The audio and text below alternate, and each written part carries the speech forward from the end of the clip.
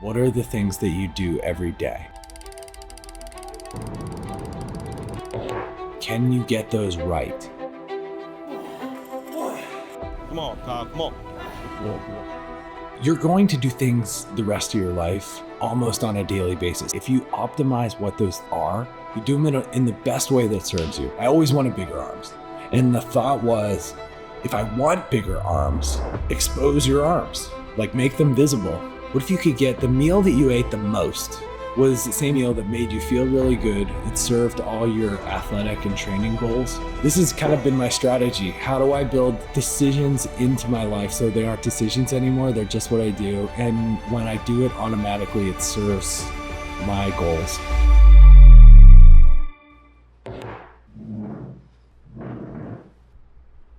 Most mornings, actually, I like to walk to the coffee shop. I go to this place, Merit. You can actually see it down here. Really zoom down there. Can't really. We've got some bad reflection. But right there is Merit Coffee. Whoa. 3 years. Almost 3 years. I'm going there almost every day. Today I've got a bum foot, so I'm not walking so good. So I'm making coffee at home. I love coffee. I really look forward to it. It's one of my favorite things. It's so funny too, because it was so gross for so long. I don't think I started drinking coffee till I started becoming a trainer. When I started training people and I started having to get up really early, I would start getting coffee with cream, sugar, really sweet, fatty coffee. And that's how it all started. But I guess this should be really relevant for nutrition.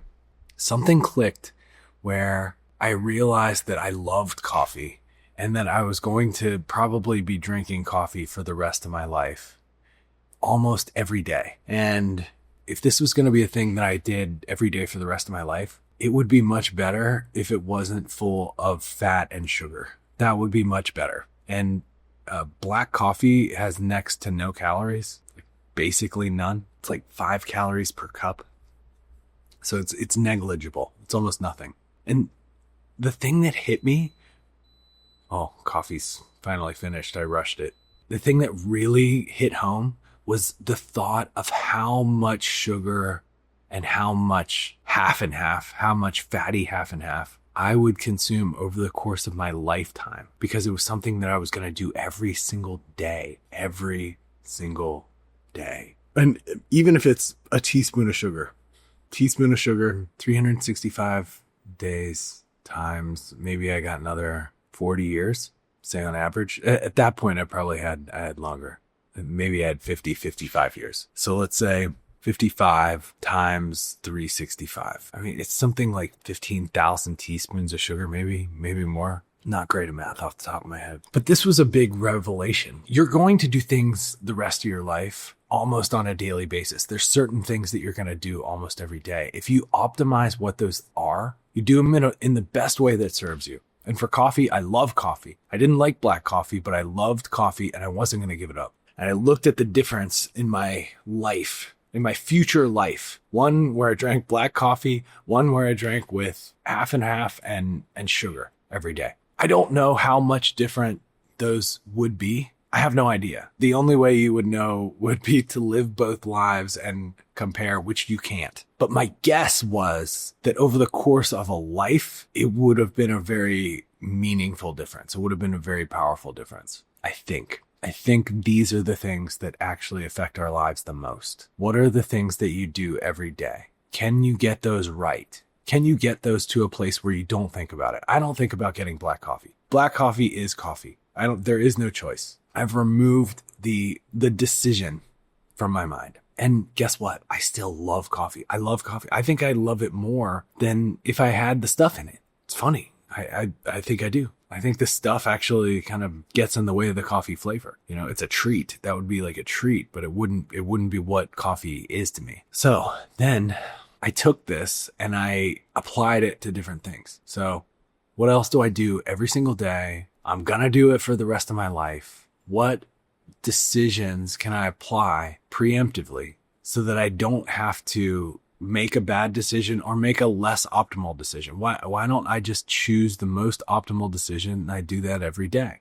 It will have a huge impact. So the next thing was my outfit, my clothes. Like, what do I wear? This is a little different because it's not like coffee where you do it maybe in the morning and then you're done. This is, what are you going to wear all day? You're going to have different events. So, okay, a little bit more nuance to this. You're going to have different outfits for different events, So let's start with my work outfit, my gym work outfit. I had a bunch of different shirts, a bunch of different shorts. I would wear different things, different days, but there was definitely some outfits that I liked more than others. There were certain outfits that when they had gone through the wash and they were available, it was like, yes, my favorite pair of shorts, my favorite pair of undershorts, my favorite shirt, my favorite socks, my favorite shoes.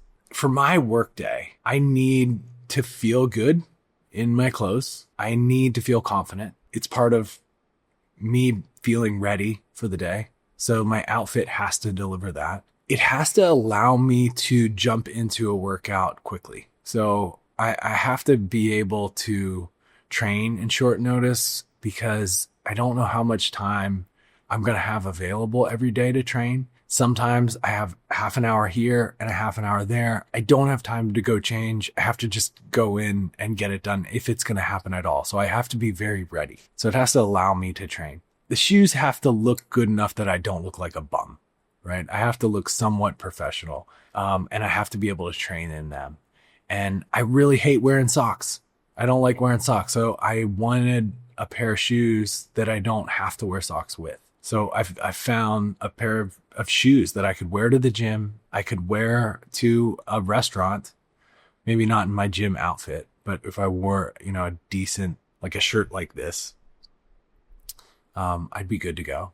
And I could wear those shoes with like a casual outfit, maybe not my work outfit, and I could wear them with my gym outfit and it would work fine. And I don't need socks. As for a shirt, I always love sleeveless shirts. I feel like that's my favorite shirt to wear. I also think I've always wanted bigger arms. I probably still want bigger arms, but not as bad as I did when I was, in my teens and 20s. I really wanted bigger arms. I really had a hard time developing bigger arms. It just wasn't in the cards for me. I had a much better time developing my legs, which actually served my life a lot better. And my arms came along later. It's funny, like the arm training, I don't think my arm training did anything in the first 10, 20 years. And then after 20 or so years of really getting good at bigger lifts, like squats, deadlifts, chin-ups, was I able to actually train arms in a way that I think led to any sort of growth. It also might have been that I just got older and I got more patient and I just did things the right way. I'm not sure, but I always wanted bigger arms. And the thought was, if I want bigger arms, expose your arms, like make them visible. If you really want to improve your physique, like walk around without a shirt all day. It kind of holds you to the fire, holds you accountable. So if I want bigger arms, a great internal way to create some motivation for me to drive bigger arms was to not wear sleeves. So I found my favorite gym shirts. At this point, also, like we had opened a gym of our own. So we had our own company. We had our own brand. And if I'm going to wear something every day, if I'm going to have a gym shirt every day, why not advertise your company? Why not let people know what you're about, what you do, who what your deal is? Associate your brand with yourself. So every day, Fort Cutoff, I wear these Nike Fly, they're not Fly Knit, Nike Zoom Fly shorts. I'll do another video where I go into exactly the brand and the detail of the shorts because I get them in bulk. I have like 14 pairs of these shorts. And then my favorite undershorts are discontinued. They were Lululemon undershorts. They had them probably back in 2015, 2016, 2017. Then they discontinued them. They're awesome. They were super heavyweight, really thick, really like they would last a full day. They didn't stink. They had a stink resistant material. It was awesome. My favorite shoes are what are they called? Oh, now it's escaping my mind. Oh shit, what are they called? This is gonna drive me nuts. I'm gonna go look.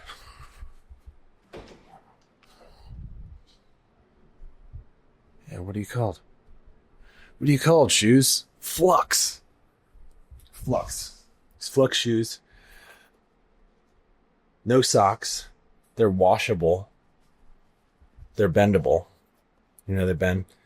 You can wear them in the gym. You could wear them to a restaurant as long as they're looking pretty clean. My chiropractor and podiatrist have kind of been on me about wearing barefoot shoes, and they don't think it's a great idea. I still like them, so I wear them a lot. But my chiropractors recommended these shoes by Strike Movement. They're called the Haze Trainers. I like them, and they're similar deal, similar style, but you have to wear socks, and like that's a whole thing. God, bring your socks, keeping your socks clean. Eliminating socks from your life is game changer. It's awesome. And then I do have outfits that are not my gym outfit. Like I think of my gym outfit is my uniform. It's like if I worked in a hospital, it'd be my set of scrubs or my scrubs. And then outside the gym, I wear these same Buck Mason shorts. They're awesome because they can also double as swim trunks. So at any moment I could go swimming or get wet or get dry. When you're in Austin and it gets really hot, flexibility is nice. And then, usually like lately I've been wearing shirts with sleeves, and like people have been getting on me. I don't know. It is starting to get in my head that maybe like it's not my style, but I'm a 42-year-old dad and I go to certain events. You go to kids' birthday parties. And when you're dressed in a cutoff sleeveless gym shirt and your Fort outfit, people give you some looks. So, that was 15 minutes on my, my outfit, 15 minutes on coffee, why I do black coffee, why I wear my outfit. And then the third is food. What if you could get your meal? What if you could get the meal that you ate the most was the same meal that made you feel really good? It served all your athletic and training goals. Didn't slow you down, make you sluggish. You could afford it. You could make it really quickly, and you could keep yourself fed at any time. And basically keep yourself in a good place where you're not hungry and you're not stuffed. Your energy balance is right. So I started thinking about that and working on it. And it has evolved probably over about 5 years. I've dialed it into a few different versions of meals. The one is, I have a video for it. No, I'll put the card up right there. And it has like one version of this meal, that really everybody has to figure out their own meal for themselves because it's dependent on how you feel when you eat it, what your tastes are, and what your particular goals are. The breakdown and the macro ratios of carbs, proteins, and fats needs to be different for each person depending on your lifestyle, your body, how you respond to food, what you like, and what you do. So I think it's, I'm happy to share what my meal is and show you guys what I eat, but everybody really needs to test it out for themselves and see, try different things and try to meet the criteria for the meal that you like to eat, that doesn't bloat you, that makes you feel good, makes you feel energized, for the day, that if you only ate would serve your aesthetic outcomes. If it was the only meal that you ate, you would hit your macros perfectly and ultimately have the right amount of energy balance. You have to be able to afford it, and you have to be able to make it quickly. And if you can figure out that meal that meets that 5 criteria, I mean, you've mostly solved nutrition. If you eat it regularly, like clockwork, you won't crave foods. You won't be crazy hungry. You won't really gorge. You won't have to make much decisions. Like the nice thing with this meal, if I stay consistent with the meal, I'm still allowed to eat whatever I want on top of it. But the rule is in my head, this is like your medicine, and you take it at 9, 12, 3, 6. You just eat 4 times a day. This is what you eat. I like the meal. I really enjoy the meal. It's my favorite meal. It makes me feel awesome. And it serves my goals. I can make it really quickly. I never have to fuss and work and try to find the ingredients, or like, I know how to make it. I always keep it stocked. And I look forward to it. This has kind of been my strategy. How do I build decisions into my life so they aren't decisions anymore? They're just what I do. And when I do it automatically, it serves my goals over the course of my life in a compounding effect, in a compounding way. Good way to start the morning. Well, cheers to you. And if you actually watch this video, hit me up in the comments and let me know what kind of things that you build into your life that you don't have to make the decision to do anymore, that it just becomes part of who you are. I'd love to hear it. Maybe I can add some more to my arsenal. I would love that. All right.